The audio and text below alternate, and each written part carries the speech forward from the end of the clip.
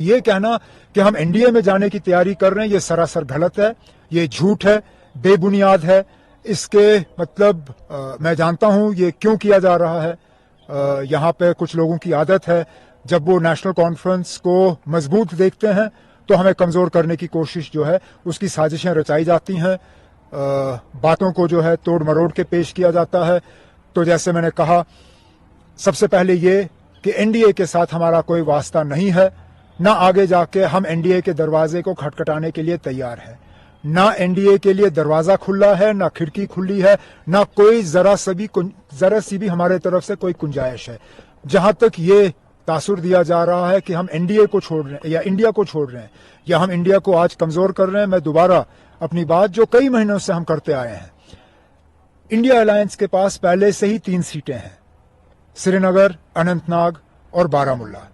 3 सीटें जम्मू कश्मीर और लद्दाख की वो बीजेपी के पास हैं।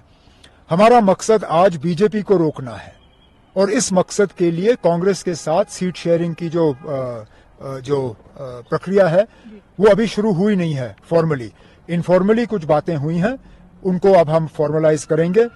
आगे आने वाले दिनों में हमारे तंजीम के जो साहिब सदर हैं वो अपने कुछ साथियों को बुलाएंगे। हम पहले अंदरूनी तौर इस पे मशवरा करेंगे और उसके बाद कांग्रेस से बात करेंगे।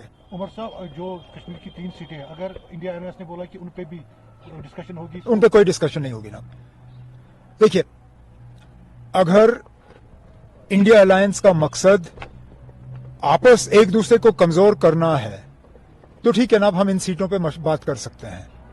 लेकिन अगर इंडिया अलायंस का मकसद बीजेपी को कमजोर करना है तो नेशनल कॉन्फ्रेंस को कमजोर करके आपको क्या मिलेगा? ये तो पहले ही 3 सीटें इंडिया अलायंस के पास हैं। अगर इनमें से कोई सीट बीजेपी के पास होती या बीजेपी के जो सहयोगी पार्टियां हैं उनके पास होती, हम जरूर उन पे बात करते। लेकिन ये 3 सीटें पहले ही आपके पास इंडिया अलायंस के पास हैं।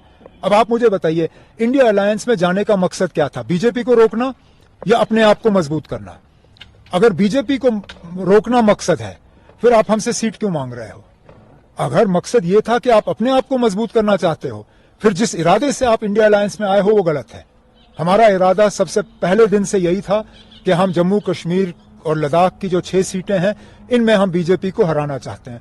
उसके लिए हम किसी से भी बात करने के लिए तैयार